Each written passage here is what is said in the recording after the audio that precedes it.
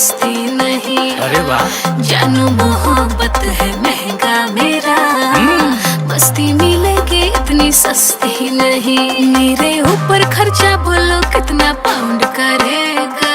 तो सुनो, डीजे जब साउंड करेगा कमरिया राउंड करेगा, बीट पे ढिंचक पूरा एक राउंड करेगा। डीजे जब साउंड करेगा कमरिया राउंड करेगा, बीट पे ढिंचक पूरा एक राउंड करेगा।